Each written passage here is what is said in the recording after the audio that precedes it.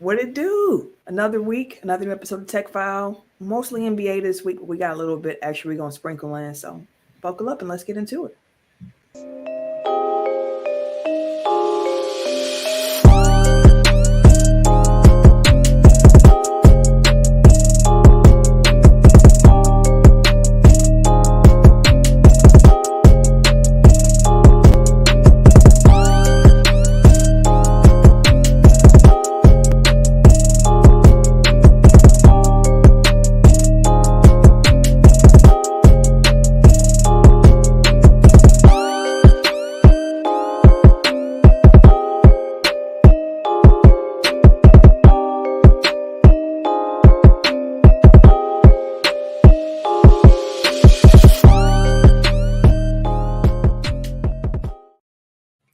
Welcome to episode 290 of Technical File, the sports podcast you never knew you needed. And it's your boy, TIMKINZ, the number 3, a.k.a. Ass Ketchum, a.k.a. Mr. Give It To Me. I'm going to try not to mess up my links. I am the Eric J. Only known as The Eric J. And I'm Camille, point guard of the crew, the real life Tifa Lockhart, the girl next door, holding it down for all the women who love sports. Not with us this week is Kay Harris, the gentleman. The gentleman. The everyday gentleman. 24/7. He was complaining about the energy and shit. Right. He always complaining when it ain't, it ain't the stereotypical intro, but he's feeling under the weather this week, so we holding it down. Dooch is joining us for a little bit here. We got Dooch for as long as we got Dooch for. It's a busy man. Oh, while we have you, Dooch, shout out to you for producing that 414 day mix, fam. I appreciate that. Thank you. So you made a 414 day mix? Listen, No, Renell got a bunch of DJs to make some mixes, and I just put it all together. Oh, what can I find this at? Can you send me the link? I posted it on my Facebook. Okay. When? I can send you the link. On 414 day, I think. So Friday. Listen, here's the thing on my Facebook. I was about to say Friday I was moving in group. No, I hear you. Friday I was out of I don't post that much on Facebook. So if I tell you I posted something recently on my Facebook, it's not going to be hard to find. It is not going to be hard to find at all. What's up, Sly, in the comments? Appreciate you here, fam. Appreciate you. All right. I propose that we do Sport Fact of the Week and then just get into it. No game, no Sport Fact. We go Sport Fact. That's cool. We ain't gonna do that. I realized as we were starting the show, I'm like, my book is not in here, so just move that along. That is, we can just get right on into the show. Then there ain't nothing. There ain't nothing to it. Let's see. Dude, we got sound effects. Dang, I my fault, G. Yeah. Hold on. I got you. Hold on. I got it right here.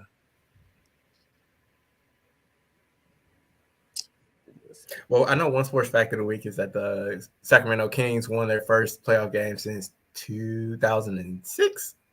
Yeah, so shouts out to them. That place was lit. I know we're about to get into it, but I'm kind of trying to give Douche enough time to load the stuff up. So there we go. That's a team player. Yeah. Right. I damn near want to start there. Shit. Right. So, I mean, we started with the NBA playoffs.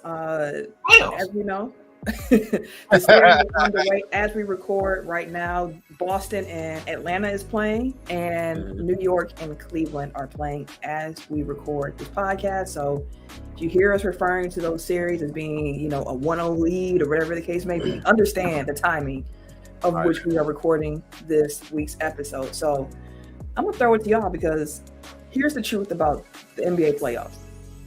All of the series are not made equal. There are some series that just don't have the intrigue level to them. I think in large part, Minnesota, Brooklyn, Philly, Boston, Atlanta, those three in particular, I don't know how that's going to shake out. So I ask you gentlemen this. What series do y'all want to discuss first? Let's talk about the ones we are actually excited about here and spend time there.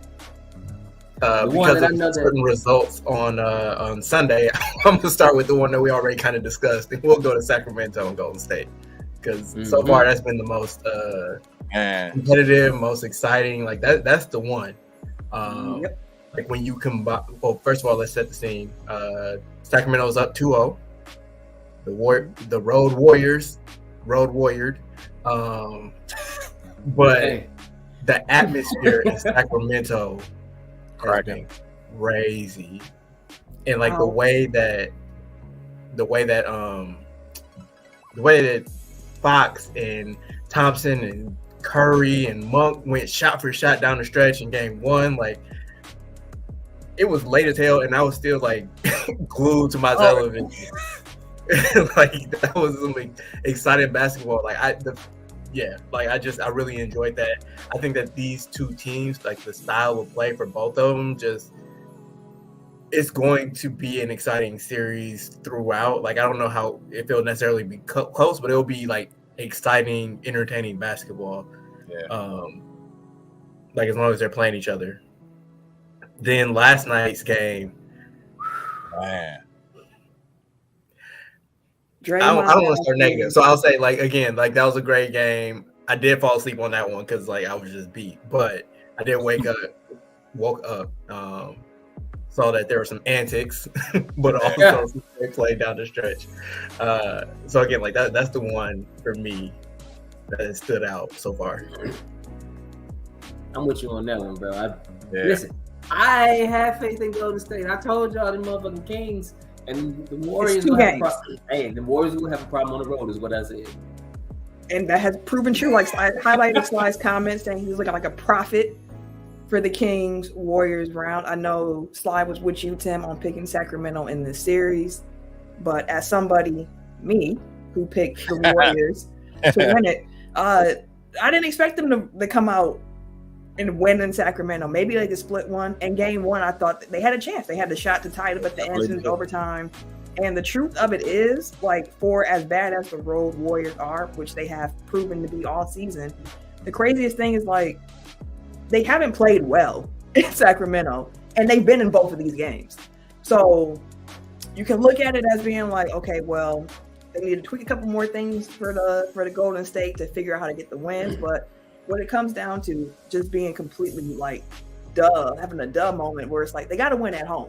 Yeah, you can't go back to Sacramento down in the series. The series has to be even when they get back home. If it's not even when they are coming back to Sacramento, then I'm gonna be a little worried about the Warriors' chances. But right now, it's a long series. It's a championship team with a lot of metal behind them. I know. I never heard that voice. But like I'm not going to worry too much at this point for the Warriors because they haven't played well and they've been in both of these games. They shot terribly from three. I wrote it down so I couldn't believe it. Over the last two games, the Warriors are shooting 32.2% from three. They sound like the Bucks. Well, we expect that from them. Yes, we do. Yeah, I was unsurprised. We want to get to the antics.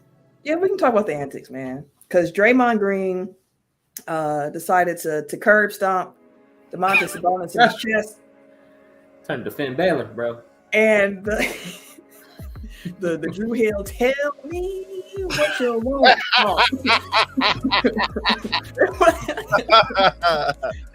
Dog, he used that man like a springboard. He did.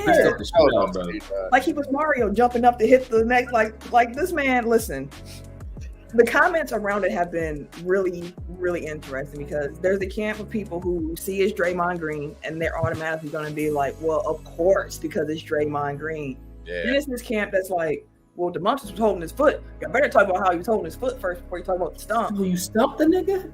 Exactly. Like you gonna give him a pass because he grabbed his foot? Like he still turned around and A-towned on this man. Like bro. Yeah, that was you don't get the pass because he grabbed your ankle. All game you probably been grabbing jerseys. You probably been low-key tugging hair. You probably done elbowed a nigga in the back or two. Like all game, and because he cuffed your ankle some, he was like, that's what I've been looking for. Better stump the shit out of this nigga. He used his chest to springboard himself back up.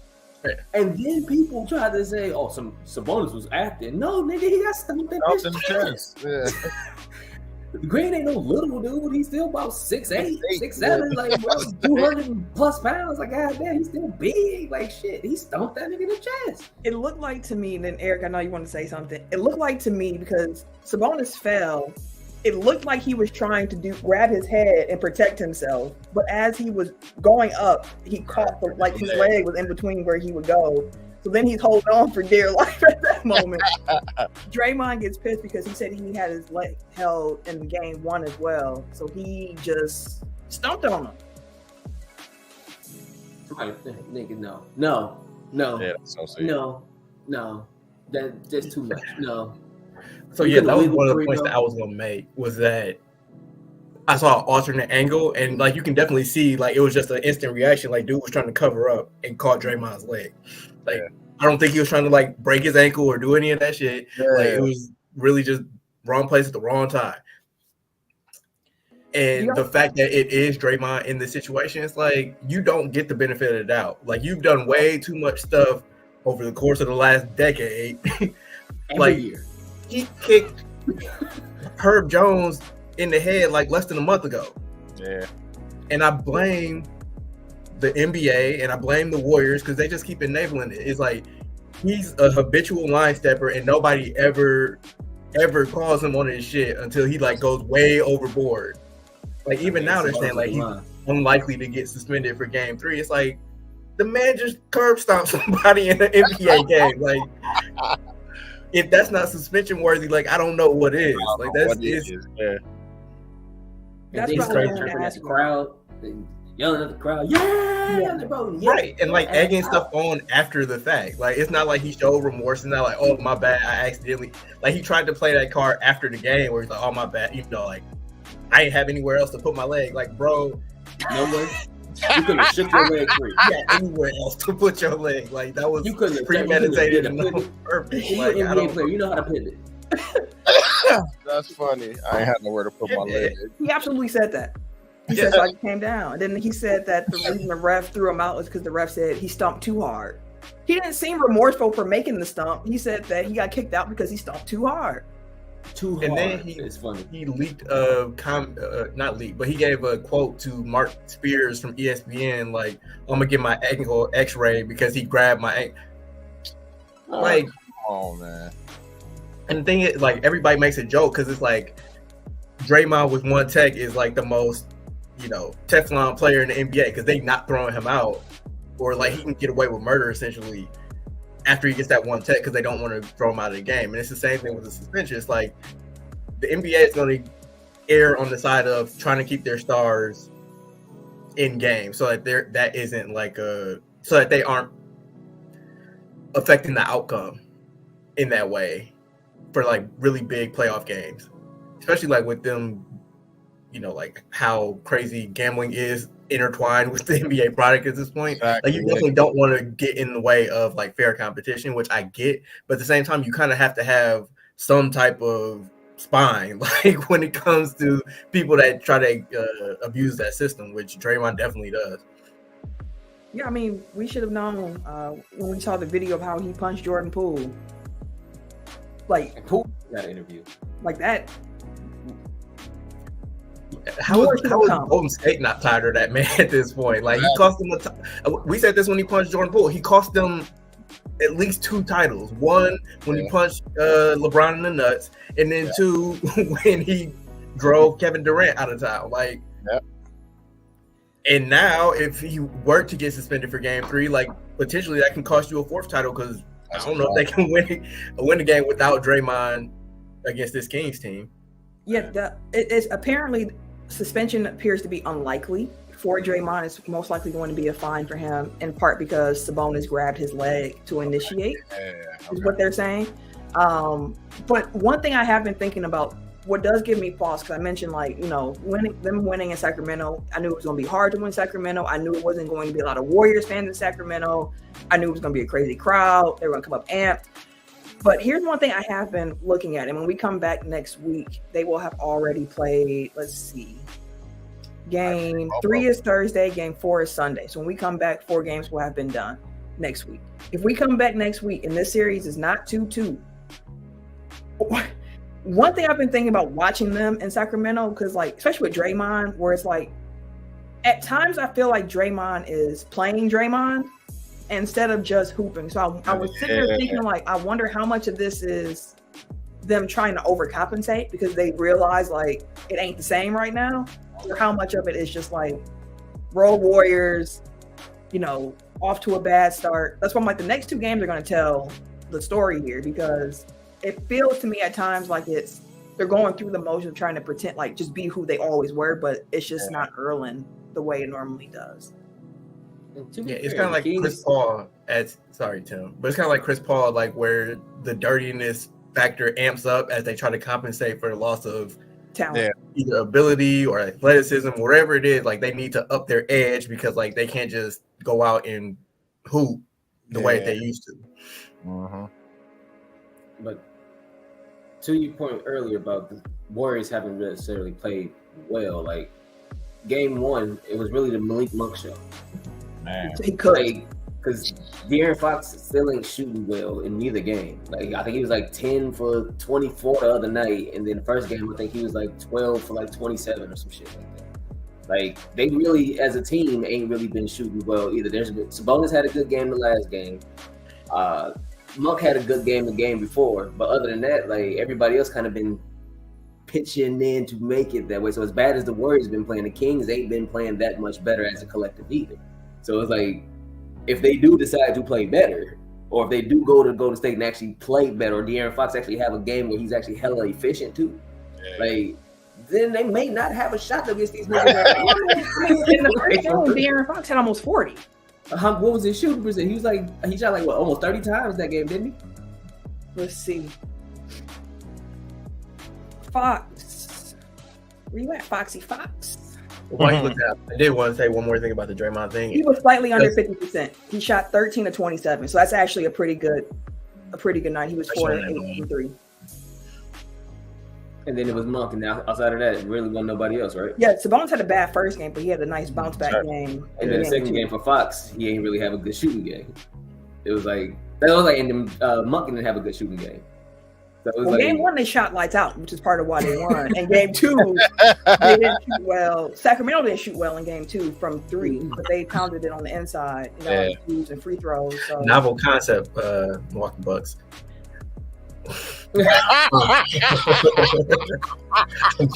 I'm just saying, crazy how that works, right?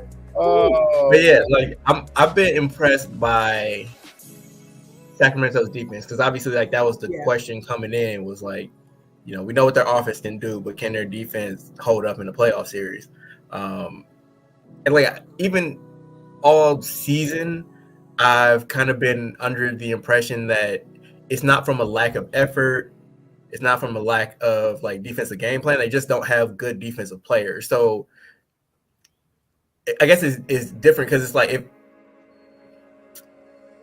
if it was an effort thing, or if it was just like I don't care about defense, it would give me more concern. But it's like, it's just try. Like sometimes the team can beat you, the individual players can get value. You don't have great win protection. I get it. But if you just try, like you can look into turnovers, you can kind of gum up the stuff that other people are trying to do. You can like effort gets you a long way. Yeah. Especially when you can game plan for a specific opponent. So like it's good to see them come out and fight. And again, like they won a game without playing very good offense, and they only allowed the Golden State Warriors have 106 points. Like that's a win, even if they didn't win the game. Like they've been doing a good job chasing them around the perimeter, making those threes difficult for them. Davion Mitchell, off night. I'm gonna say off night, dog. I knew that he was gonna show up, and they was gonna have an off night. You definitely called out off night in the preview. Which, I think that was like the first name. I'm like, why are you like? Because I always like the name that Tim comes out the gate with is like, it's never like Fox and Sabonis. It's Davion Mitchell and Terrence Davis. Like they some dogs. Like, hey, before we move on, though, I do want to shout out Harrison Barnes. Like, he's been big for Sacramento, not like in the sense of he's dropping 20, but like he's doing everything they need. And again, another guy with playoff experience. And I know for him, it'll be really sweet for him to knock off. Man. Ooh, you know Draymond probably ugly ass probably had something to say. Oh, you know He had something to say. All right. Shut up, nigga. You look like the symbols on the bottom of the sneakers. Shut up. Okay. Tim and Eric, y'all both had Sacramento winning this series. I had Golden State. Dude, I'm not sure. Who did you have winning this series going into it? Sac. Okay, so we 2 games in. Again, when we come back, it'll be 4 games played. Are y'all still feeling confident about y'all pick? Yep. Yeah. Slightly more so. I think they could get one in Golden State. Like, yeah, if they do, I kind of just defaulted to Golden State can't win on the road. So, but yeah, like the way they've kind of stood toe to toe with them, and like I said that during our preview, where it's like, you know, sometimes inexperience shows its way, you know, negatively, but sometimes it gives you a false sense of confidence, and you can just ride that to a win. So, yeah. Not to mention Sacramento is one of the better traveling teams in the league. Yep. Yeah, best road record in the West. It'll be interesting to see what the Warriors the Warriors Chase. I'll be curious to know what the crowd makeup is going to look like at Chase, because we had conversations about Warriors fans traveling to Sacramento, and I was like, no, tickets cost too much in Sacramento. Yeah. But tickets are cheaper to see them play at the Chase Center. So I wonder if there are going to be any Sacramento fans traveling to Golden State for it. I think so. It'll be interesting to see. One last thing, E40 got ejected from game 1. Which it was a white woman, so I kind of attempted to, I side with E40 on this. More than likely they were violating. But I bring that up to say Kendra Andrews had a tweet about like the Warriors practice before game 2, and apparently they were listening to E40 all practice, and then Clay's like, yeah, turn that E40 up, and Steph was like dancing on the other side of the court. I'm like, these niggas is corny. Like, Steph probably for the first 5 years he played there didn't know E40 was a rapper. He just thought it was a girl that sits at the end of the bench. Like, Klay Thompson could probably name 2 E40 songs. Like, I don't buy it. Shoot, that's one more than me. I'm not gonna get on E40. Right? Y'all know how I feel about E40. We're gonna just move on before the Bay come for me. That's one of the songs. What? Come for me? The Bay. Yeah. I'm not listening to that, fam. Ooh, I don't want to hear all that. The Bay was one of my favorite E40 songs. I am good. I can't change my way. That shit was cold. I'm mad at E40 for jumping on that Big Sean track. We didn't need him on there. I don't F with you was perfect. We didn't need you know what? Neither here nor there. I was just about to ask him a question, and he is gone. So yeah, that undisclosed location internet. Right. Well, since he's loading, the next series, let's talk about. I'm not ready to talk about the Bucks yet because you're not ready to be angry yet. Yeah. I'm not ready to get mad, and I'm gonna have to vent because I'm pulling a double header tonight after Tech Foul. I'm doing Locked On Bucks for tomorrow. I'm gonna need to get out some of this anger before then, because I shouldn't even call it anger. It's more like being a disappointed parent. That's what it feels like more than anything. But before we get to that, let's talk about the Lakers and the Grizzlies while we have Dooch. I want to make sure we capture Dooch's thoughts while we have him here on that series in particular. So currently, the Lakers lead 1-0 in this series against the Grizzlies. Game 2 is Wednesday, Game 3 is Saturday, and Game 4 is Monday. So coming into the series, Tim and Eric had Memphis, myself and Ken, we've had the Lakers, and of course Dooch has the Lakers as well in this one. So I'm happy, man. I'm happy. That's what I'm gonna say. I don't want to jinx it. I don't want to say something. No, I feel it. Because early in that game, when AD was holding his arm, and I was like, man, he was limping, and then he had the shoulder thing, and I was just sitting there like, is Anthony? I was like, I texted them, and I was like, maybe I should have considered Anthony Davis' help a little bit more. Yeah, so I'm happy. I'm just happy. I'm happy that we got out with a win for sure. So. Honestly, that's what you got to do as the road team. Like, you can get one, then you change home court advantage. So it's like, that's what you came here to do. Like, even if they lose in game 2, like they did their job on the road. Then they got a whole serve at home. But like, It looked good. It was a couple parts where I was like, "Oh, here come Memphis!" Like, yeah. Lakers ain't got, but the Lakers actually responded to the run. I was like, "Look at the growth! Look at the growth!" On the rails. Rui Hachimura had a career game. Who was that hating on Memphis? Was it Desmond Bain? He was like, he had a career game. We'll see if he do it again on Wednesday. Yeah. I mean, AR had a good game. wrong. He said he ain't wrong. Austin Reeves is legit, man. Like, yeah, he was talking big shit. As he should in that moment. Good. Yeah, exactly. Hey, the behind the back pass was beautiful. The behind the back dime to the key was. I was like, oh, this is what we do in the playoffs. In the playoffs. Like you had enough goal to get that off in the playoffs. Yeah, Okay. man. And Rui cashed it too for him. He Yeah, paid it that's off for him. the thing. Yeah. I'm just happy, man. I'm just happy we got one of them out of there. Definitely. It was good. It the conversation around banning charges has come up again, in large part because of John Morant's injury that he had in this game. When, of all players, Anthony Davis tried to take a charge when Ja is driving at him, as if he did not earlier in the game. Which I was like, dang, good defense, vertical contest. You are almost 7 feet tall, Anthony Davis. There is no reason. There is no reason. Getting me dizzy, fam. Hey, dude's got I fuck with his camera. Following him and shit. You know them work Zoom cameras where they be following you in the conference room, and you be like, oh shoot. But yeah, the whole like that's how Ja got hurt, and then we talk about Giannis's too. But like the whole ban the charge movement has been picking up steam, and there are people who have never heard someone say this before. And I just want to say here on technical foul, this man Eric J.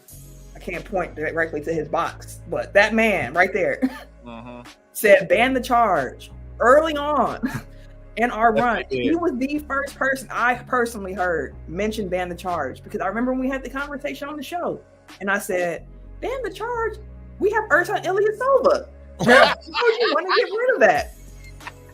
And he said, I know we got Ersan, but it's dangerous. Like, it's a play that we don't need. And as time continues to go on, I have absolutely converted over to that side. Even if it's not banning the charge outright, expand the restricted area or actually call the play right, because defenders are only doing this cheap stuff of moving in the way in front of an airborne player because they're trying to get a charge call. And part of the rule of what's a charge and not is like, if the player is already doing the upward motion of his shooting motion, you're not supposed to be able to get in front of him because the motion has already started. And you always see it. That's, as a Bucks fan, we see it with Giannis all the time of guys just trying to take charges. They try to get in the way, and falling down in front of somebody is not playing defense. We need to do something to incentivize defenders to actually try and play defense, because again, there's no reason Anthony Davis should be trying to take a charge when he is 7 feet tall against Ja Morant. Kevin Love, defend if you can't get out the way. And people will be saying like, oh, you can't ban a charge because then you're just going to have 100 points a game. Offensive fouls still exist. Yes, they do. You can't just run through somebody. Like, just all I'm saying is like, play defense. Just play defense. And they still call offensive fouls on Giannis. Everybody never call it. No, I'm about to say he get a lot of them. He needs the legal charges. He leads by far. Like it's like, Camille, you kind of hit on it. Like, we don't have to outright ban charges. Like, that's like, yes, ban the charge. It's kind of like defund the police. Like, it's an inclusive term that just means like we need to think of alternatives to your point, incentivizing people to do this dangerous action in the play. Like, widen out the restricted area because players are much more athletic in mass than they were when that charge circle was instituted. Like, you ain't have people taking off from the dotted line with regularity when they put it in. Like, you need to kind of push it out a little bit more, because then, you know, like, then it's closer to when they actually pick up their dribble and go into an upward motion. Also, kind of allow people to play defense a little bit more. Like, we have to trade off, like, getting the help defender sliding in to take a charge out of the game. Like, maybe allow a little bit more with the contest. Maybe allow a little bit more hand checking. Maybe allow teams, give teams more tools in the toolkit defensively. Because again, like, the only the only real defense against Giannis at this point is fall down and hope that they call something. Yep. Which, like, the point of basketball as an entertainment product is to see the best players on the court as much as possible. Yeah. Like, I proposed at one point, like, even, doing away with fouling out, because again, like, you want to see players on the court, like, make there be a stiff penalty if you go past 6 fouls, but like, you don't want people sitting on the bench in crunch time because, I had a moving screen in the third quarter and I had like a ticky-tack reaching and foul in the fourth quarter, and like there was a charge that was like a 50-50 charge block, and it's like it's just, again, as an entertainment product, it's not good for business. Again, like, you have you're disincentivizing players to try to throw it down in traffic. Like, that's one of the most exciting plays in basketball. Like, why are you trying to, like, why is there a avenue for people to hurt them on those plays? Yeah. And I just had to say that because the jaw injury, when I saw the way his wrist bent, and I was just like, like, you don't. And people thought I was saying it on Twitter because of these 2 injuries happening back to back, and it's like, nah, like, my homeboy put me onto this concept a little while ago, fam. I've been watching it. Like, it's something that shouldn't be in the game anymore. The game has evolved, and you have to continue to evolve it. But that's all I'm saying. We can move off the charge because everybody's talking about the charge debate as it is now. So maybe the NBA will do something about it now that it has more attention. But for the Lakers and Memphis, at this moment, Ja Morant is, I believe, questionable for tomorrow's game 2 against the Lakers. His test came back, no breaks. It's just a pain tolerance issue for him at this point. I'm still feeling pretty good about that Lakers pick. I'm not sure if the way they won game 1 is sustainable with Rui going off for almost 30 points. That doesn't feel right, but it was a game where LeBron James didn't have to exert much energy down the stretch. Yeah. So, like, that's a win in itself because he's going to need that. And it was also really fun to see LeBron James playing defense again. Because that man definitely in the regular season. That man be walking off and then he be pointing at somebody else and then get mad. I told you ain't running across the court. Grab him, bro. I told you he was over there in the corner. LeBron. You in the corner. Your man, man. Your man, dog. I forgot what clip I was watching. It was like 2 or 3 plays. It was 2 plays in a row. He left his man. Bro hit a wide open 3. And then somebody else drifted right behind him. His man was in the corner again. Somebody else came right behind him and was slowly walking towards the paint. So Bron started following his man to the paint and left bro wide open in the corner again. Smack that bitch. I'm like, and he was the whole time. Where is you at, bro? Where are you? What are you doing? Why are you watching the game? Why are you playing the game? Why are you watching the game? Now LeBron James playing at the random on 2K. He's not holding this guy at all. Just walking off on him. Why are you over here, Brian? Where's your man at? Oh, that's funny. I might have moved more on defense this season than LeBron James. The playoff LeBron, he came out game 1. He out here chasing down blocks and on the rails. staying in tune when his man don't got the ball. Look at him playing off ball defense again. Look at LeBron. That man be out here. They got the nerve to yell at me. Hold on, bro. That man really saved everything for the playoffs. Like, he was. Hey, I respect it. Like, I do as too. somebody that's approaching 38, like, I get it. You understand? Only exert as little energy as possible to get the job done. Oh man. So I said facts. All I'm gonna say is, bro, show me the stats with your man, with you guarding them. Stop talking to me, bro. Hey, they got to the playoffs. That was the assignment. Like, He did enough. You yelling at me, my nigga. Your guys 8-10 when you guarding them. One last thing with this matchup that I do want to call out. In the preview, I called out why I was picking LA over Memphis was in large part because front court depth. Like, Memphis is just so thin, and the rebounds, like Anthony Davis and LeBron, and even Rui, like, they was going up and getting them. It was. Again, I had the Lakers. Dude got the Lakers. Tim and Eric got Memphis. How are y'all feeling about y'all pick? It's only been a game, so again, like I was saying before, if you are new to Tech File, we don't really we don't overreact. We ain't gonna give you all of that. So, Yeah. But we are gonna ask the question and check in. Like, are you still feeling confident about your pick, or did you see anything in the first game that makes you think like, I didn't consider this? I'm still cool with Memphis at the moment. It depends on. I know Ja probably not gonna play game 2.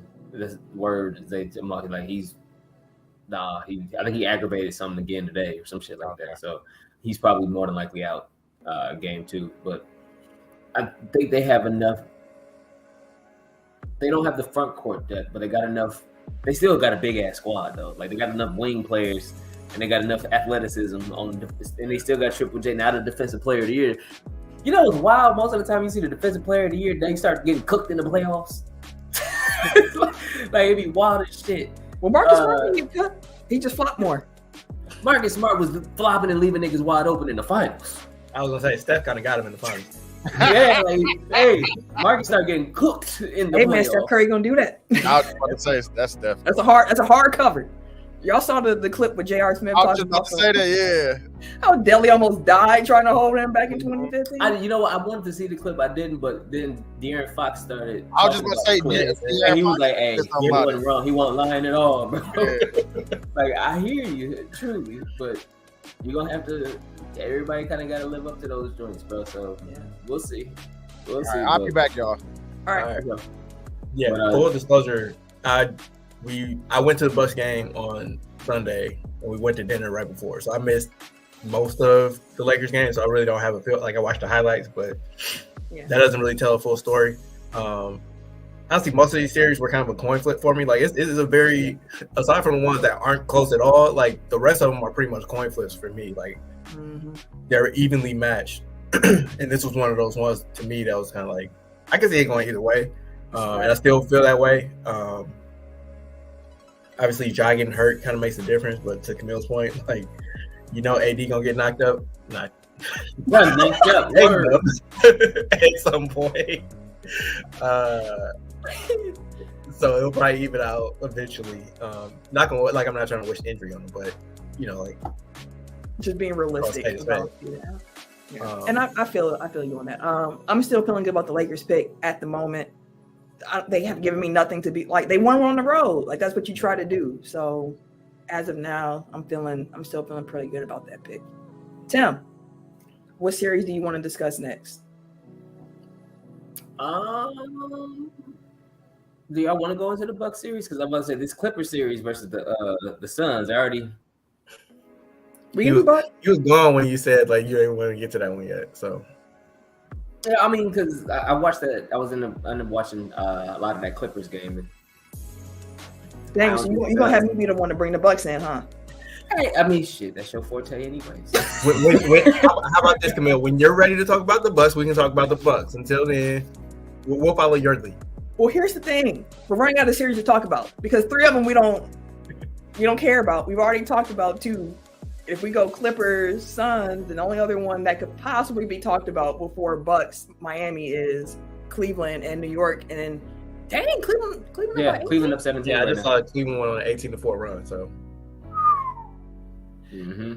All right. Well, Phoenix and Clippers it is. Yeah, the Clippers currently lead this series 1-0. Game 2 is tonight. Game 3 is Thursday. Game 4 is Saturday. So when we come back.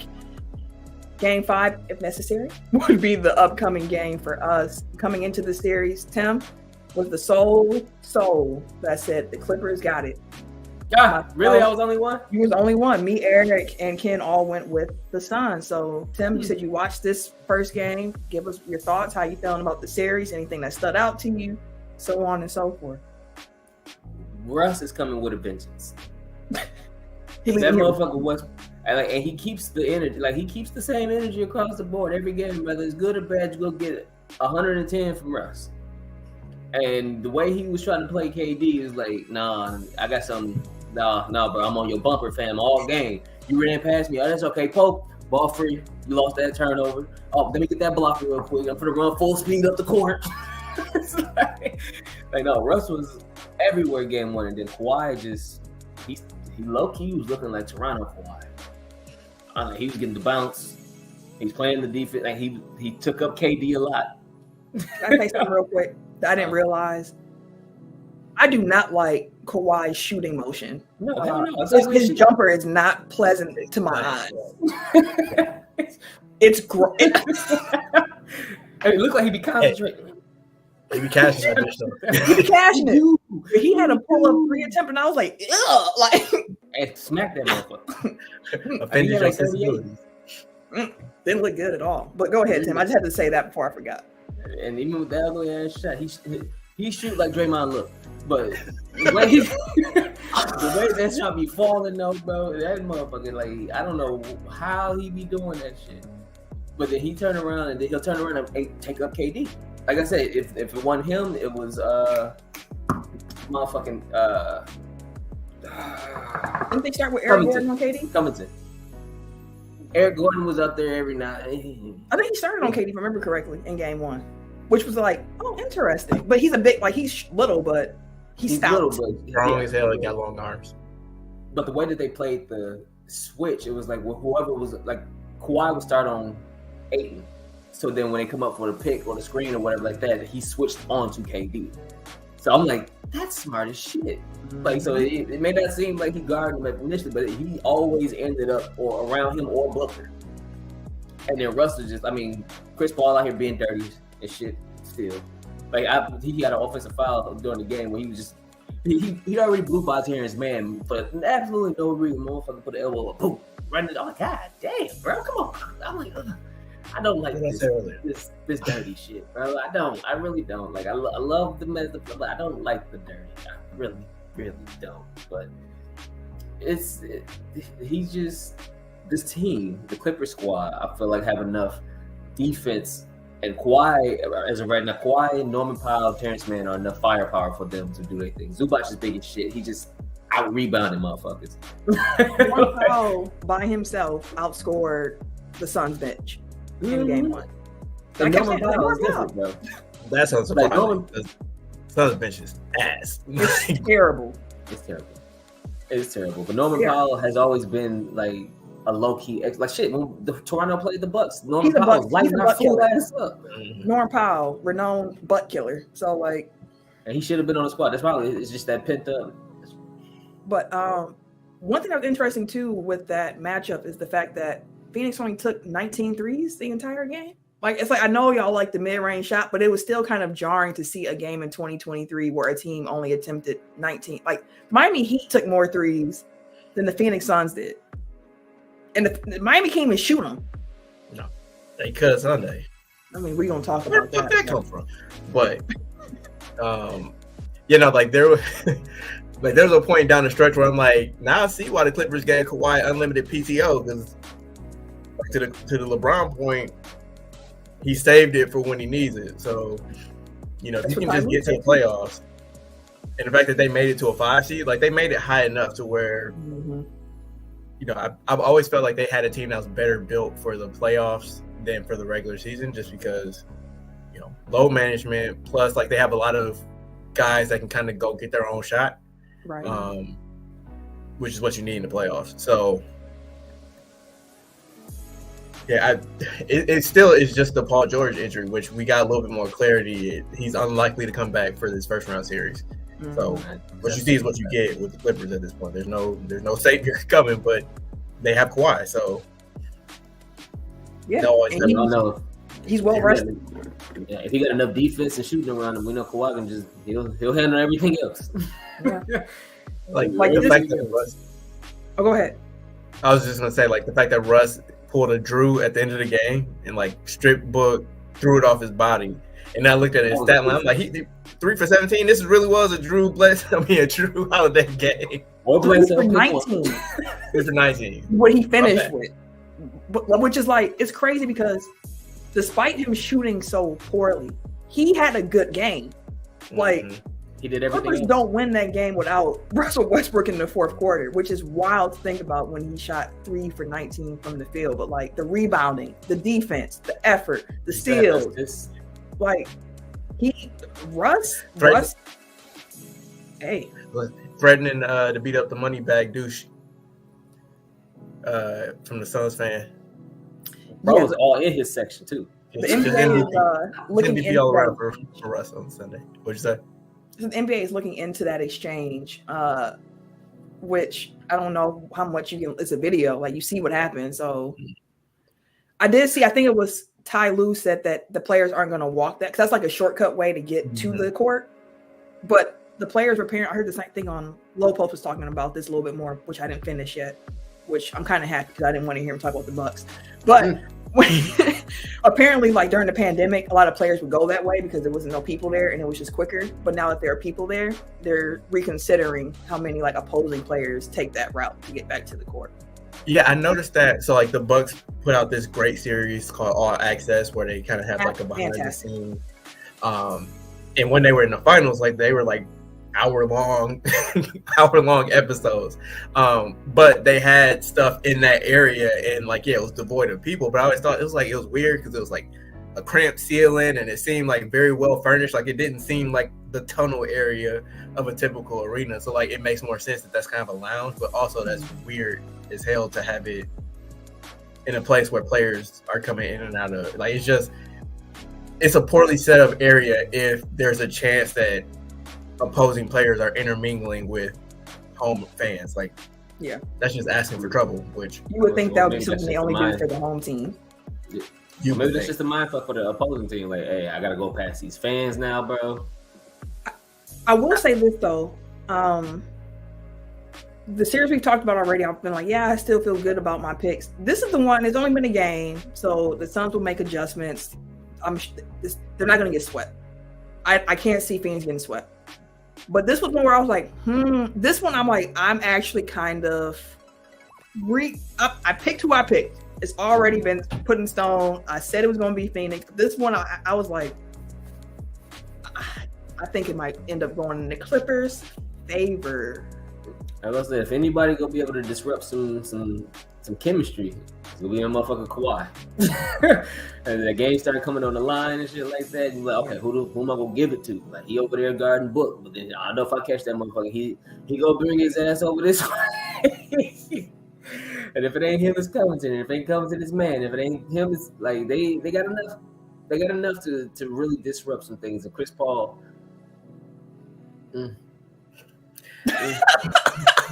We reaching that point with Chris Paul, like they're definitely picking on him, and for a good reason. Because absolutely, and all the guards are bigger, like way bigger than him. Like it's crazy to me that we have two of the like stone coldest shot makers just duking it out in the first round. Like, yeah, Kevin Durant and Kawhi Leonard, like those are two dudes where it's like it don't matter what defense you throw at them. If they get to their spot and rise up, you just gotta pray that they miss. Like there's not really much that you can do. Like I get that KD has Kawhi on him at times, but like even that is kind of like, hey man, like I'll still take my chances with KD. Yeah. Honestly, so I like the way that they deployed Kawhi in game one as well, like starting him off on 8, and then as the game progressed, you see him covering KD more and more and more. Then it comes to the fourth quarter, and KD was checking Kawhi too, where it's like, I'm like, this is what I want to see. Like, let me see the stars checking. Like, that's what I'm here for. So, Watch Stone is a motherfucker, bro. Just going back to the Russ point, like because of how much people threw dirt on his name, like when that Lakers. Mm-hmm. The entirety of his Lakers tenure, like I'm rooting for him, like on a personal level. Like I just hope that he does well, that his mental is good, because like it's really shitty, like to be in your hometown and to have that experience. So like I'm glad that he's at least getting to prove all those people that again like tried to take a victory lap when he flamed out with the Lakers, and then when the Clippers picked him up, like, oh, that's terrible. Like why would they do that? Like that they don't need to make that move. It's like. No, he's not MVP Russ anymore, but he still is a talented basketball player who can affect the game in millions of ways. You know, some good, some bad, but he's an impactful basketball player. And he's got getting paid too. Like contract, like it was the contract. Like what he's like, Russ on a minimum, fantastic, outstanding. You can, but people didn't come up with that nuance. Like people weren't saying like, oh, okay. they're getting a steal because they're getting this guy for minimum. It's just like Russ is a negative basketball player. It's a cancer to the team. Like, I really like this Clippers team, and then they brought in Russ, and like I'm rethinking my whole. It's just like, is all that shit necessary? Like, it's just I just hate the negativity of And I want to be clear. I'm saying that about the contract. I'm not necessarily hearing other people saying that, but like my not problem with Russ, but it was always kind of like the contract. Like the talent level isn't matching max contract status at this point in his career, but he can still be a useful player. And as we're seeing in the series, in a game so far, he can be useful and affect winning in a positive way. So we'll continue. I'm looking forward to game 2 tonight. I'm gonna try to stay up for it. I'm tired, but I'm gonna try. Man, we tell him. Since I'm already tired, we might as well just get the Milwaukee Bucks and Miami Heat. Go ahead and just. Before we start with the Bucks, can I just say Giannis almost got me out the paint at work today? Because I was wearing this hoodie and I had an impromptu call with a stakeholder and I forgot. And like the camera came on and I'm like, because it just says freak right across my chest. Not thinking about what I was wearing. But yeah. It was the camera flip down for me. Like as soon as I saw it, I'm like, oh shit. You have to take this hoodie off. Right. Yeah. Okay. Oh wait, hold on. I gotta. Speaking of which, oh damn, you can't even see it. I was about to say, I had a nice little picture. I'll send it to y'all. But it was in the same as the hoodie. It's Yeah, just text us that. Let's not incriminate ourselves. But the Milwaukee Bucks and Miami Heat series, Miami is currently up 1-0. They snuck that home game in, and they have flipped home court advantage back to Miami. Game 2 is Wednesday. Game 3 is Saturday. Game 4 is Monday. This was a clean sweep prediction for the Tech Foul crew. We all had Milwaukee in this one. Mm-hmm. Initially, we mentioned earlier when we were having a conversation around banning the charge, there was optimism around Giannis's injury. The X-rays all came back clean. The MRI came back clean. And at this point, it's going to be a pain tolerance thing for him. But before we got on air, the injury report came out today's, and Giannis listed as questionable. Doubtful, which is like, oh my goodness.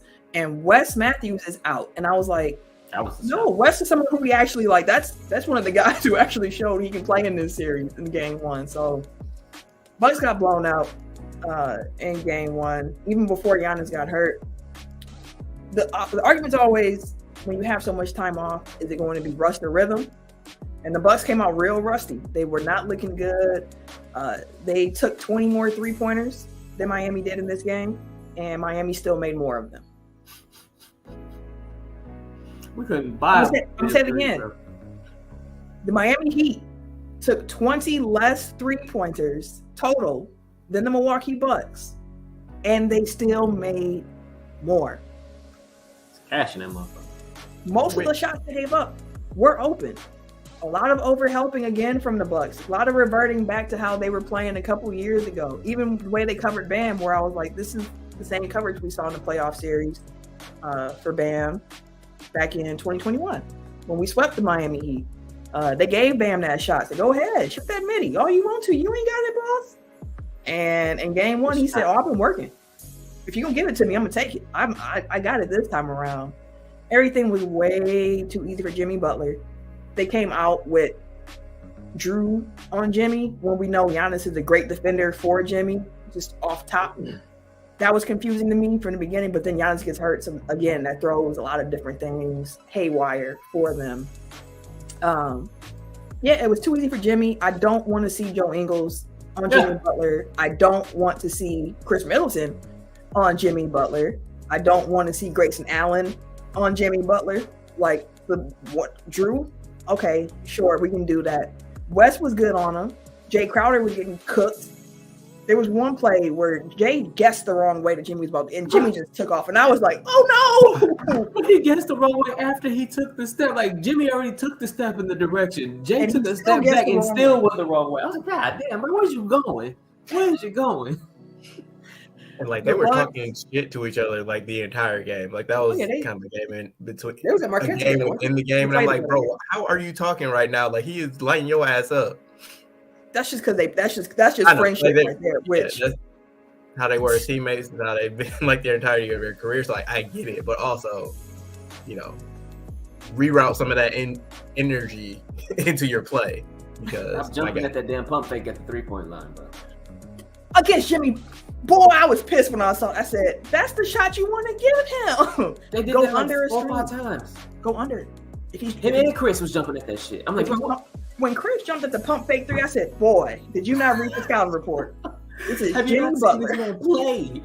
I try to give the benefit of the doubt though, not even the benefit of the doubt, but just like it's a reflex. Like you see somebody rise up for a shot, like yes, you should be more disciplined, but like I also get it, especially like when somebody you also know let him shoot. Like, you like on a trick, like oh. So I mean, I'm not giving you a pass for it, but I understand. I understand the reflex. That's just like when you see Giannis go up, you like, you got it. All right, y'all, you ain't jumping in the. You see people jump at it occasionally. It's like, but they only do it after you be like mid jump, like he's made a couple, and they be like, oh yeah, no, but like they don't give him a few to see if he got. He took one 3 the entire game. Jimmy is not looking for that shot. Like that's not what Jimmy is looking to get to the paint, score some 2s, and he's looking to get fouled. Be the optimist all game. We gotta talk about how bad they were first. I still feel fully confident the Bucks can win this series. Yeah, they need to make some adjustments, but they can win it. Yeah, and like the adjustments are obvious. Like it's always that way with the Bucks. Like there's always low hanging fruit that they can just clean up, and then they're off to the races. Like the thing that gives me confidence is historically the Bucks' worst game of the series is Game 1, save for Boston Game 7 last year. That was terrible. But usually Game 1 is their worst game of the series. Like I feel like they're always terrible off of rest. Yep. It's always the case. They're always rusty. They're definitely a rhythm team. I don't know what happens to their shooting in the playoffs, but it always disappears. Again, back to that point about the Kings. Like if your shots ain't falling, you got big ass Brook Lopez. You got Bobby Portis, you got Chris who's cooking, you got Drew who's a bully. Like, go inside. Don't take, contested ISO middies or quick, pull up 3s in transition.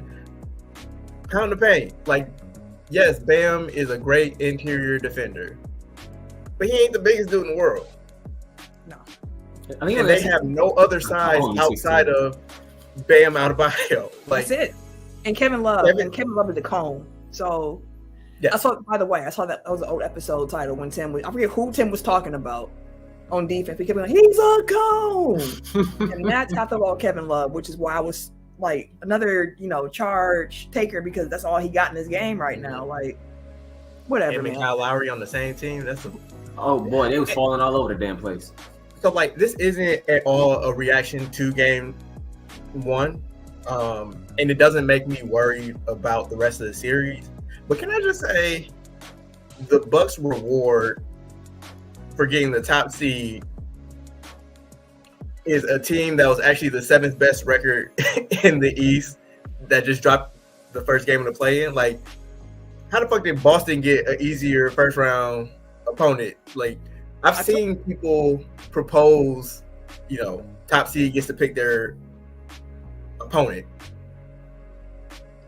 which I ain't mad at. But it's just, again, it's like if this was traditional 1-8 seeding, Boston plays Miami, Milwaukee gets Atlanta, and we just go from there. But that's why I was hoping that Boston got Miami, because I still thought Boston would win, but I felt like Miami would just push them a little bit harder than what Atlanta could do.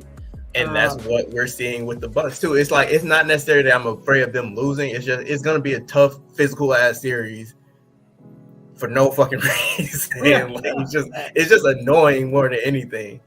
And the fact that Boston gets more days to prepare for their opponent than the ones, like, again, it does disadvantage the 1 seed to an extent. Yeah.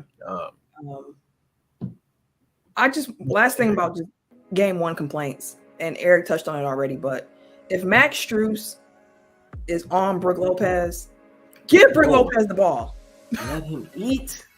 Like that's so looking at game two and just adjust. Like they have to attack the paint. Like that has to be part of their game plan. They need to utilize Brook's offensive game a little bit more because the man is a mountain of a man. Like Bobby Portis was the only like true offense they had in game one, and they're gonna need a little bit more than that. Chris and again, if the threes ain't falling, and Chris and my boy Money Mid, if the threes ain't falling, like you have to have the right diet of what else you're getting. Like you said, you can't be taking contested mid-range shots. Cut down on the ISO ball, move the ball around, get some ball moving, run some plays. I know that can be a lot to ask for in the playoffs for the Bucks, but like, just like again, the series is very winnable for Miami. Miami didn't take that many threes; they only took 25 of them, but they shot 60% from the field.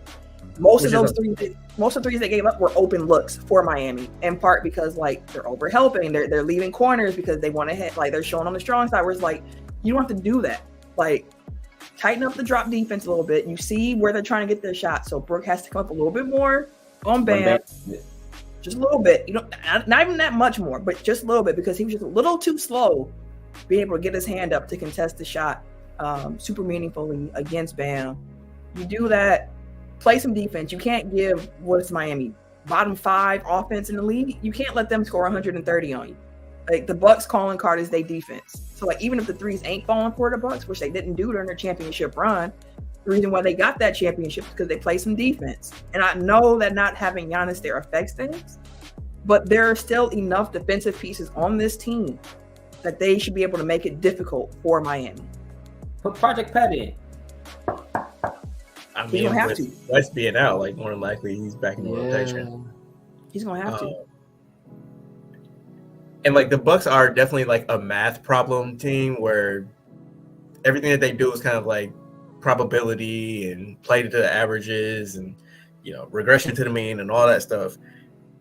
So like I can see them looking at game one, like yes, we need to make some minor tweaks, but Miami shot too much at an unsustainable rate, and we shot terrible, which is playoff Bucks, so it might not be that far away from what their average is. But again, like the shooting from Miami definitely isn't sustainable, and like the fact that they limited them to how many 3-point attempts, like 25? 25.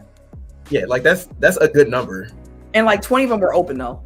That's the like. It's like if they're not going to shoot that many of them. If they are going to shoot them, and now Tyler Hero is hurt for them. He's not returning this playoff series. The man broke his hand, and he's like, I don't even know when I broke my hand. To be honest with you, I don't know. I watched the replay. I don't know what I did to break my hand. It wasn't when he like fell on the ball. He dived for the ball, but he was saying like when he rewatched the replay, like he can't see where his hand like got caught. Like he's like, I don't understand like where it happened at. Like he's like. Yeah, I would say shit. That's how I broke my thumb. Shit, I just placed my hand on the ground just to kind of hold on, catch myself, and broke the damn thumb. I was like, freak accident. It happened. You dove for the ball. You hit your hand on the ground, bro. Shattered your shit.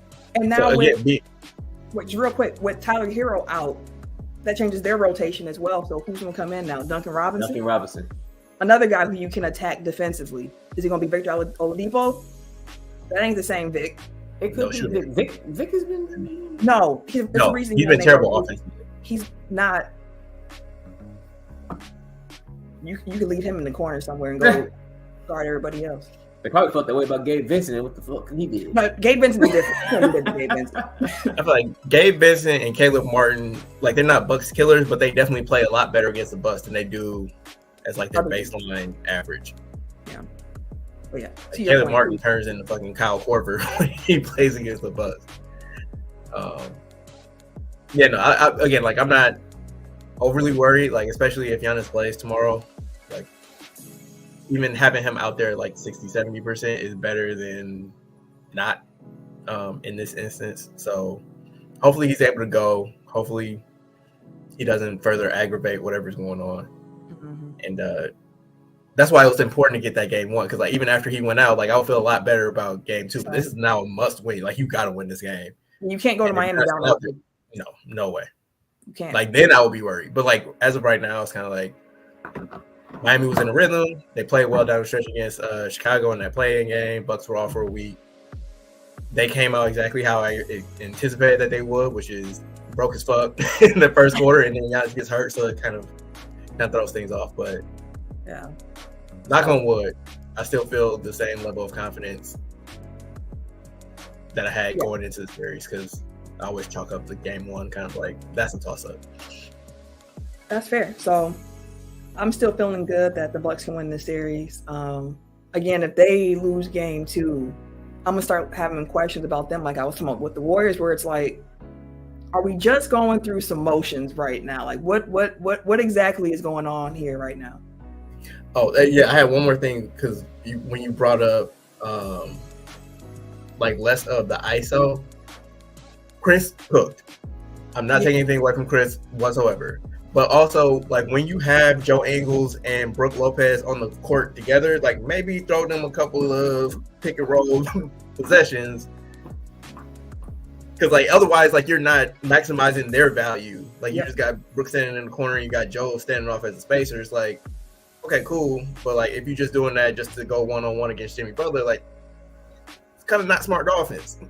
Like, even if, like, their pick and roll doesn't directly lead to either one of them scoring, like, that gets the defense rotating, and then it swings around to Chris for a wide open three, or like to get in an advantageous position against Jimmy Butler so you can attack him on a closeout as opposed to trying to go one-on-one and get to your spot.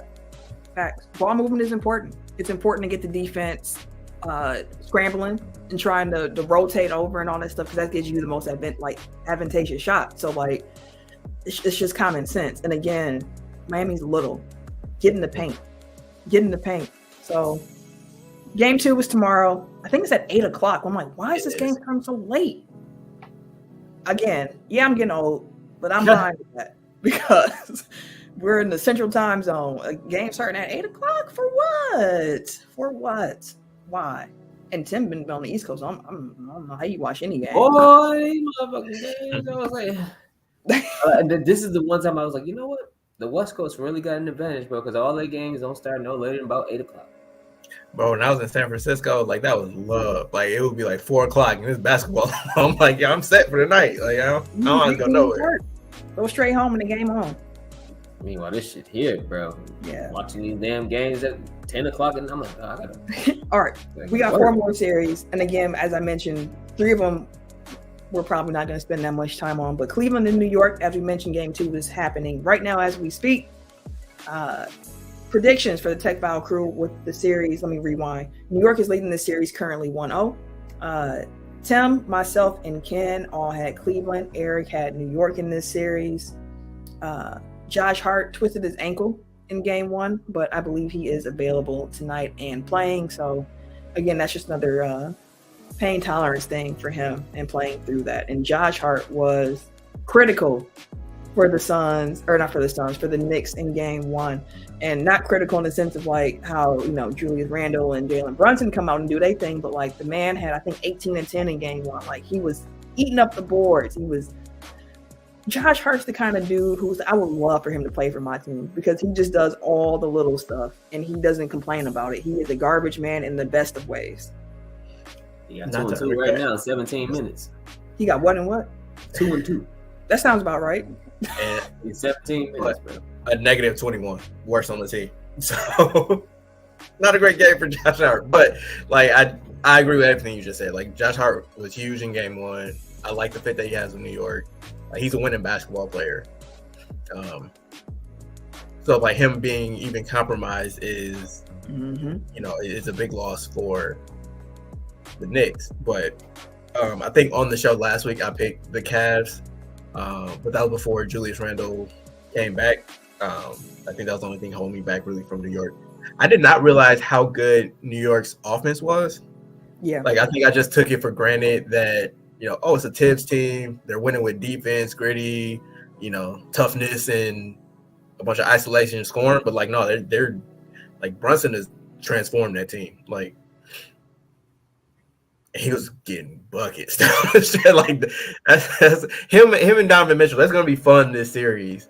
Like, especially if they're all the game, well, not tonight, but if all the other games are close down the stretch, like them going shot for shot is going to be kind of KD, Kawhi light. Diet version. Yeah, diet version. Fun side because they're shorter. And I was thinking in game one, it felt to me watching the game because I was like, Cleveland, like it felt like Donovan Mitchell was the only one who came out kind of like, this is how we have to play in this game. Like it is, and again, like a playoff experience for a lot of guys on that roster. And Donovan Mitchell, albeit the Jazz never, made it to the finals or super far, but like every year he's been there. So he understands the stakes, he understands the intensity of it. And he came out in game one like gangbusters, and it felt like some other players, I don't want to say they were scared, but they were shrinking a little bit in the moment at times. And again, we're recording as this game is going on, so I haven't been able to watch it. All I can do is box score watch for the most part. And looking at what Cleveland is doing offensively in this game, Garland has the most shot attempts, followed by Karis LeVert.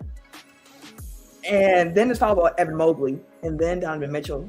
So it's like, it seems, again, not watching it, but part of why I wasn't worried about Cleveland after the first game, I was like, this game was just, I was like, they got to make, like, this just doesn't feel like they were ready for what it was about to be today. Like, I know they can score better than what they have been. I know they can play better defense than what they were doing. Like, they were missing layups. They were, like, it was just a game where it's like, y'all just feel out of sorts to me. So to see that as appears to have been more of a team effort in game two makes a lot more sense to me, but it's also nice, even with this team, more of a team game, to know that you got Donovan Mitchell in the fourth quarter. Like, if you need to turn it, like, he will turn it on for you. So I'm still feeling good about Cleveland's pick, but this is a series I could definitely see going 7 games. Kind of hope it does. I do too. So far. Or it seems to be like it will fun. Who would they play if they won? Bucks or Bucks. Heat? Bucks Heat winner. And then, wait, any other thoughts on the series? No. I think it's gonna come down to. I think I got Cleveland in 6. Like, I still got faith in that because yeah. But it should be fun along the way. It's gonna be a fun ride. I think so. All right. We ain't gonna spend too much time on these last 3 series because the teams who are supposed to be winning are doing that, and they are beating these other teams down. Boston leads Atlanta 1-0. They might have already won. Did they already win? Yeah.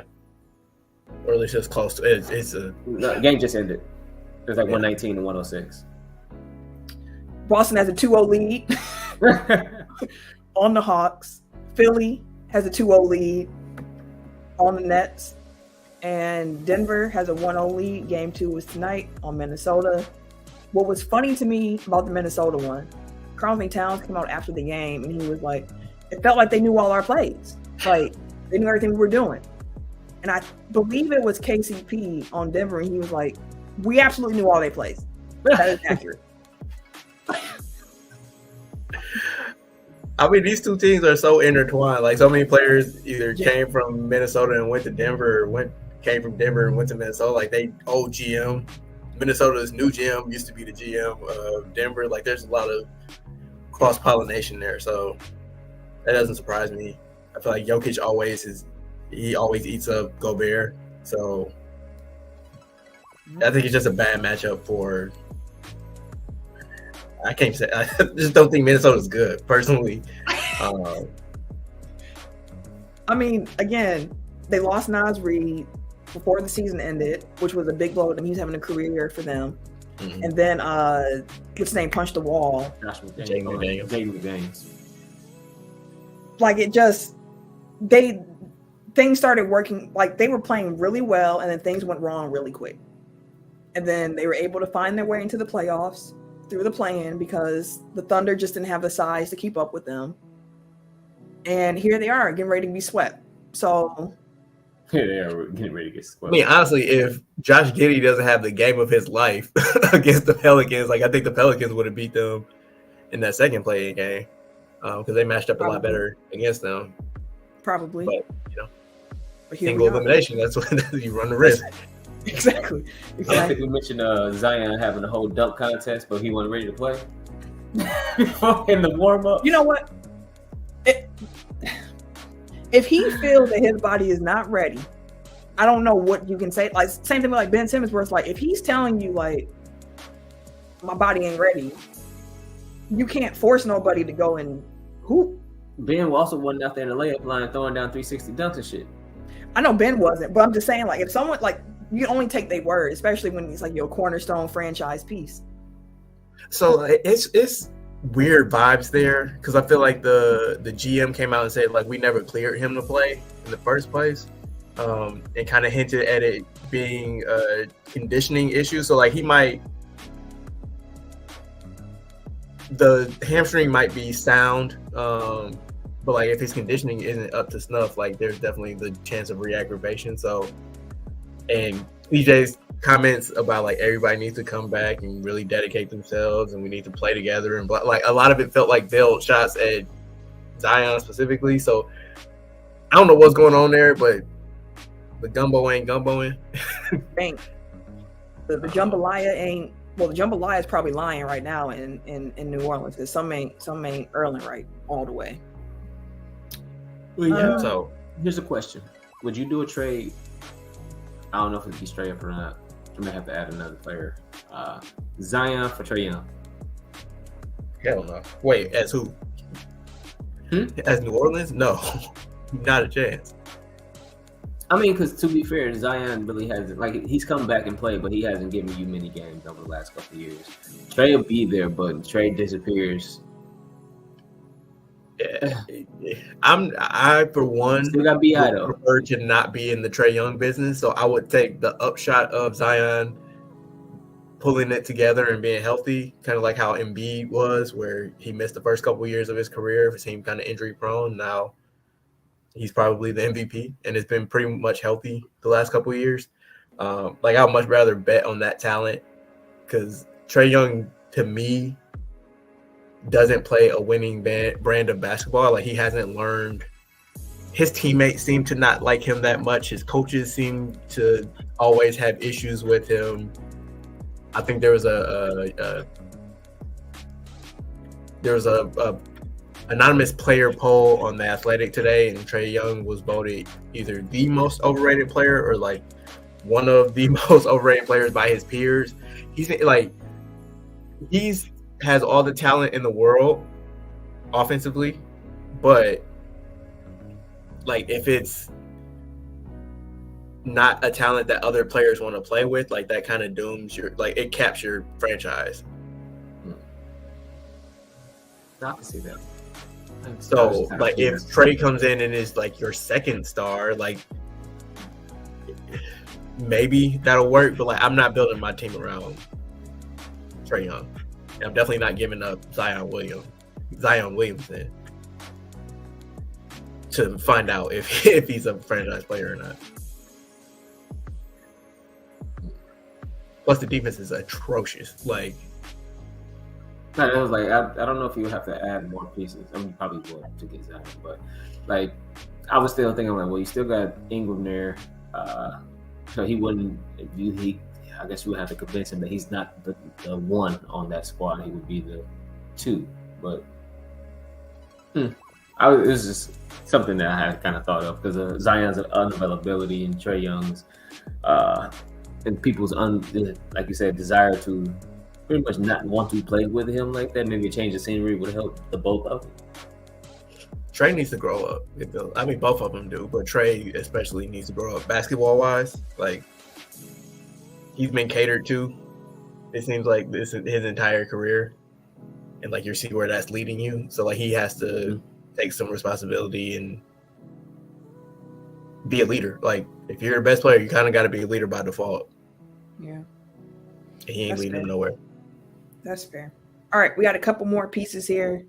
We're gonna wrap up. As mentioned, shout out to Jaren Jackson Jr., who won the Defensive Player of the Year award. Cool. I still think Brook Lopez should have won it. But I'm not mad at Triple J taking the hardware. The man is an outstanding defender. And shout out to Sacramento Kings guard De'Aaron Fox, who won the inaugural Clutch Player of the Year award. It had to be Fox. Yeah, and he been showing it the last couple games too. So yeah. All right. Transaction and personnel news, some NBA news, and then some NFL news, and then we are going to get up out of here. So in the NBA,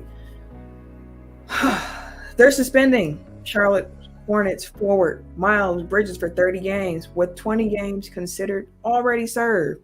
So Bridges will have to serve a 10-game suspension to start the 2023-24 season if he is signed to another team. It's as if they said, you know, we really want to give him a 10-game suspension. That don't sound right. So let's say it was 30 and then say that he already got a credit of 20, even though he didn't play a game this whole season. Not a game. Not a game. yeah, the math wasn't mathing. And they released it, what, the day the playoffs started? Somewhere around there, where people weren't paying as much attention to it. No. Let's go slide that in there real quick. Yep. The NBA. Yeah, I mean, I always have smoke for the NFL when they do fuck shit. So same, I gotta be fair with the NBA. Like, this is terrible. Like, how, like, the NFL is already doing the bare minimum when it came to domestic violence punishments, and you somehow didn't even reach that standard. Like, that'd be like if Deshaun Watson got a 1-year suspension, but because he missed all of last year, it's only gonna be 10 games. Like, yeah. Where the fuck? How the math ain't math, fam. Like, that's the best thing I can say. That's really the only thing they can say. Like, doesn't make sense. Because even if you're like, well, he missed this whole year, like, let's give him credit for the fact that, you know, he missed a year. How do you pick 20? And it's like, yeah, he didn't get any income from basketball this season. But that also means that he didn't forfeit 20 game checks of the 30 that he's slated to miss. So, like, how is it in any way a 30-game suspension? Maybe you can just say his penalty was he missed last year, and if we come back, he gets 10, because that's essentially what you did. But you don't, the optics of it is 10-game suspension. That ain't shit. So let's say it's 30 and give him credit for time start. It doesn't make sense. That is funny, though. We'll give him 20 games. You missed the last 20 games. Like, bro, I missed the last 82. That's the wild stuff. The NBA is fining the Dallas Mavericks $750,000 for resting their players against the Bulls late in the season when they still had playoff chances alive. The NBA investigation concluded that the Mavericks violated player resting policy and, quote, demonstrated through actions and public statements the organization's desire to lose games in order to improve the chances of keeping its first-round draft pick.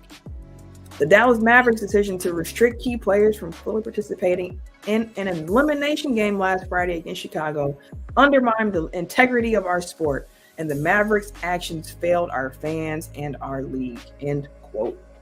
If they want to really hurt their ass, they should be like, nah, y'all actually the 11th place team. Your pick's still leaving, you motherfuckers. Yeah, right. They got how much did they get fined, Camille? $750,000, so almost $1 million. Mark Cuban is worth $5.1 billion. He matched it and said he was giving it to charity. Yeah, he's donating. That is not any type of penalty. Like, that's no type of deterrent. Like, there's no reason why another team next year is not gonna look at it like, well, shit, that's the penalty. Like, I'm gonna take these games because fuck it.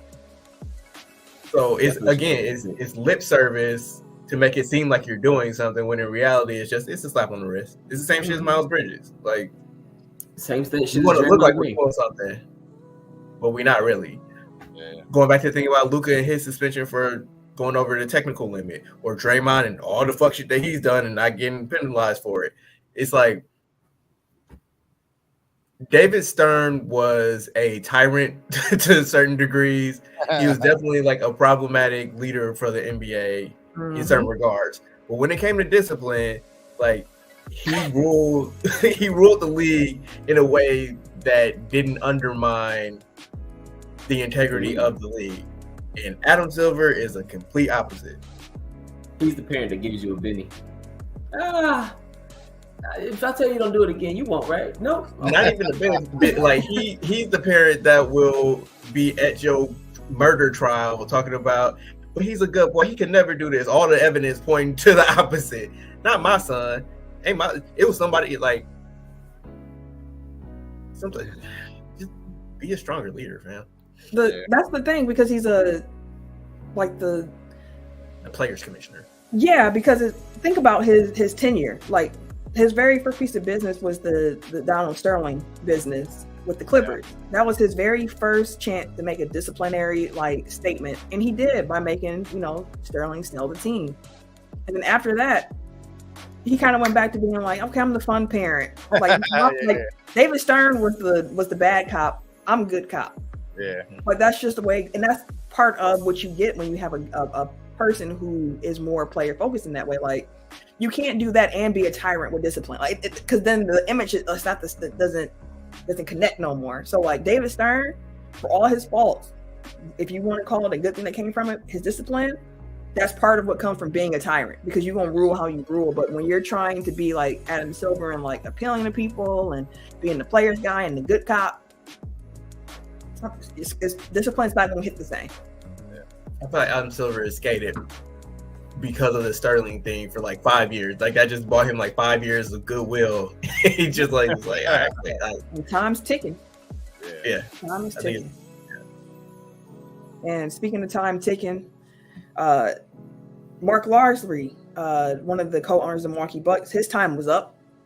He completed his sale of his stake of the Bucks to Cleveland Browns owner Jimmy Haslam and the Haslam Sports Group. So that's officially done now. Crazy. So the Bucks get a deep pocketed. I don't know. I was like, you got it.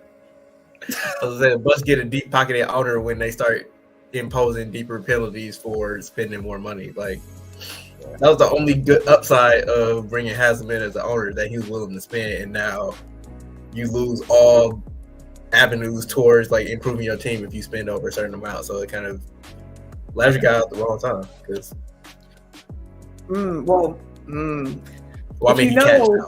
if you know about Mark Larsley and part of why he probably sold the team, then I'm not going to bring it up on air.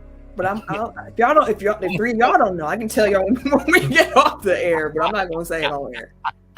Regardless of such, let's move to the NFL and get out of here. So, speaking of ownership, Commanders owner Dan Snyder has apparently reached an agreement to sell the team for approximately $6 billion. $6 billion.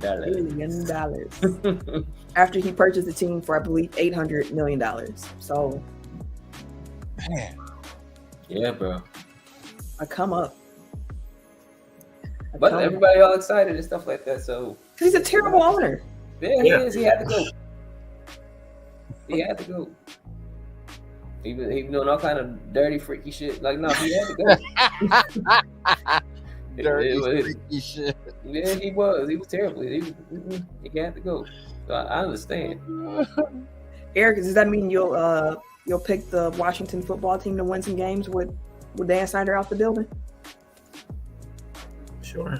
I mean, they got rid of the racist mascot. They got rid of the racist owner. I mean, sure. Why not? I have no animosity towards that group anymore. I said they promoting black. They kind of sound like they have your alley right now. Nah, I'm good. I mean, they're still terrible, so it's not like I'm picking on the merits of the on the field product. I do think it's interesting that the owner of the Philadelphia 76ers is now the owner of the Washington Commanders. Like how that's gonna work? Like you own teams in competing markets. Like I'm pretty sure Philly Eagles fans aren't gonna let. They're gonna have smoke for him when football season comes around. He's gonna be like, I'm not gonna be here right now. Peace out. I ain't gonna be here. Not during the season. But y'all gonna still buy these 76ers tickets, ain't you? All right. Like, imagine if if Wes Edens also owned the Chicago Bears. Like, I feel like people would. Well, yeah, I feel like people would have an issue with that locally. They might say something initially, but people get like they ain't gonna. Once the season starts and they watching their team again, they're not thinking about that. They're not thinking about that. The Lions traded cornerback Jeff Okudah to the Atlanta Falcons in exchange for a 2023 fifth-round draft pick. It's worth a flyer. Yeah. Man, that was a third pick in 2020, and 3 years later, fifth-round pick. Yeah, Atlanta's trying to shore up that defense a little bit. They paying all they can. They trying to. They just got Bud Dupree as well. Yeah. Oh, that's a good pickup. Like they've been. I saw the tweet, and I don't have it in front of me of all of their additions. I was just making a talk about Okudah. Like, I don't know if that's necessarily an upgrade to their defense, but that's fair. That's real fair. Very good point. All right. The Eagles signed Jalen Hurts to a 5-year, $255 million extension on Monday of this week, making him the highest paid player in NFL history. His contract includes $179 million in injury guarantees.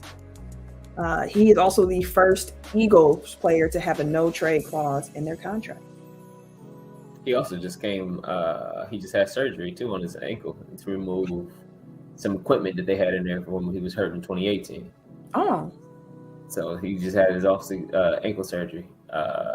He just had that. I think it was yesterday or the day before or something like that. So right after he got his money, around the same time, he had got his shit fixed. So he's straight. He got that security now. He's like, I'll take my time. Like, because the Eagles doing that showed a big commitment in him. Like, no trade clause. Like, we're going to give you the biggest contract in NFL history, give you all this guaranteed money. I think it's the third most guaranteed money in the NFL. Like, yeah, like, go ahead. Not nasty man and right. Nasty man. It's funny. I knew you were talking about. I don't have any follow-up questions. I know what you mean. But what will be interesting to see is with this contract, he set the market now because Joe Burrow and Justin Herbert are both entering into the last year of the rookie deal. So, and Lamar's out here too.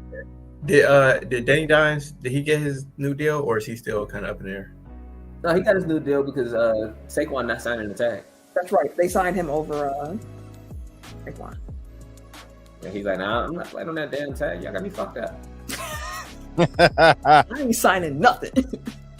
I saw Budda Baker he requested a trade because they're not trying to redo his contract, and it's like, I get it from a business standpoint. We have on our agenda here this evening. Budda Baker is the last thing on our agenda, so take it away. No, I get it from a business standpoint. Like, you want to, maximize your investment. So, like, you don't want to give somebody an extension or raise if you don't have to. Yeah.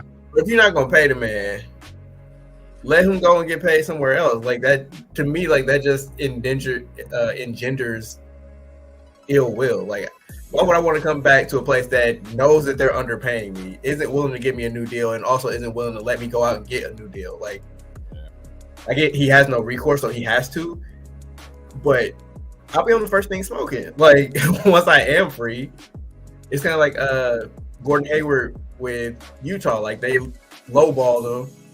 He tried to go get a deal from Charlotte. They matched. The first time that he had an opportunity to be an unrestricted free agent, like, I'm out of here. Y'all not getting no compensation. Like, fuck y'all. Like, I did my bid and I'm out. So, like, I always hold that. I always hold that point of view with players and holdouts and wanting to renegotiate. And I get it. Like, a trade request might just be a negotiating ploy to get the team that you're on to give you the money. But at the same time, like, if you're really not willing to meet what they are and somebody else is, let them go. Yeah. I mean, Arizona's probably will be one of the most active teams in the draft this year. You got Hopkins trying to get out. They've been taking calls for the number 3 pick in the draft. Budda Baker trying to get out. So, like, if they play their cards right, no pun intended, they can trade the number 3 pick, move down maybe 2 spots or something like that. Re-up on some more draft picks. Trade Hopkins for more draft picks. They talking about because Von Miller said he want to be in Buffalo. Okay, get us some more assets for Hopkins. Buda Baker still a star. Mm-hmm. Pick up some more assets in that. Reshuffle, rejigger, and you have a bunch of hot young talent on low contracts, on rookie deals and shit like that. Sure, your team ain't really in a position for you to be competing right now anyways. So you could just kind of reload up on cats, treat them better than the stars that you've currently had, and maybe you might be able to do some shit. Because you just gave Kyler that big ass contract too. So yeah. So to wrap this up around Buda. Apparently, the Cardinals have been dealing with this trade request from him for a few months now. He has 2 years left on his contract, and he wants to restructure it to be amongst the highest paid or become the highest paid at his position. And in case you were curious who was paid more than him, Derwin James, Minkah Fitzpatrick, Jamal Adams, Jesse Bates, Harrison Smith, and Justin Simmons all make more on a total value and average per year basis. And he wants to have his name up there with them. Only one I don't agree with would be Harrison Smith. Who's been paid more than him? Well, yeah, because Justin Simmons is really, really good. So no, all those players are. Yeah, but I mean, Harrison Smith is the oldest one out of all of them. 34. So, yeah, he was of that value when he signed it, though. So it's not like. That's what I'm saying. Like now, I understand you gotta pay. It's the cost of doing business. Like you gotta pay your good players. Yeah. Otherwise, you get whatever compensation you can for them and keep it pushing. To add a little bit more flavor on that, because if you look at the numbers, Buda's total value of his contract is $59 million. Justin Simmons is coming in at 61. Harrison Smith's at 64. Jesse Bates is at 64 and some change. Jamal Adams is at 70. Minkah is at 72. And then Derwin is at 76. And again, Buda Baker is making 59. So and Tobias Harris is making 185. Passing shots and shit. Averaging 12 damn points a game. Like, what the fuck is this? Different than that NBA money, but that's the show we got for y'all this week. We hope y'all enjoyed. As always, we appreciate y'all tuning in. If you were in the YouTube, we appreciate you. Appreciate all the likes, subscribes, the comments. Even if you listen on the audio version, head over to our YouTube, like the video, because you already like the episode. Like it up, drop a comment, let us know what you're thinking. Like, you don't have to necessarily watch it on the YouTube the whole way to comment on the YouTube. You interact with us in different ways. So get that going. Words of positivity for y'all this weekend, or just a message. Take care of yourselves. With everything that you have going on in your life and trying to be there for everyone else, make sure that you're taking care of yourself as well, because the first thing that gets pushed to the wayside when you're caring about everything else is your own health and your own well-being, because you be so tired. You be so tired. So I don't have the energy to even take care of myself right now. So I'm just going to be that voice in your ear right now to say, hey, you are still worth that. Take care of yourself. You are valued, and show yourself that, because others would do it for you. So do it for yourself. And we're going to get out of here. If you want to follow me on social media, you can catch me. Wait a minute. On Twitter, Instagram, these PSN Hogwarts and 2K Streets, and Apple Music at Camille Monet, CamilleMonae, right here. If you watch on the YouTube. Camille, how you feel about that new Harry Potter show? I'm here for it. I think I said it years ago. Like, it should have been a show with each book being a season, because they cut out too much from the movies. Yeah. And there are people who are Harry Potter movie fans who are upset they're going to do. I'm like, first, the books are what's canon here. Like, the books are the holy grail, first and foremost. The movies are all right. It has some good moments. The actors who played the three were great.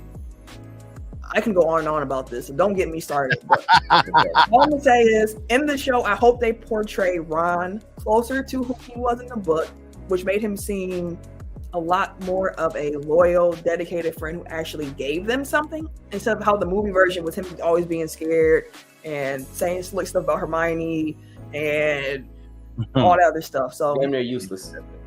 Dang near.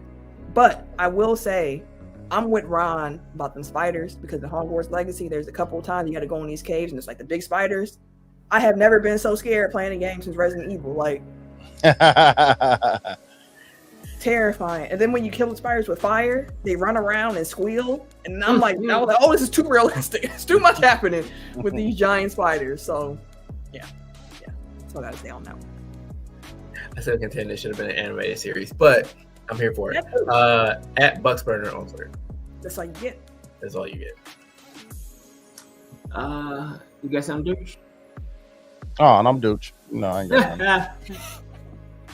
And it's your boy TIMKINZ, the number 3, aka Ass Ketchum, aka Mr. Give It To Me. I gotta go get this damn DoorDash in a minute, so y'all gonna be easy. All right, y'all. Good night, everybody.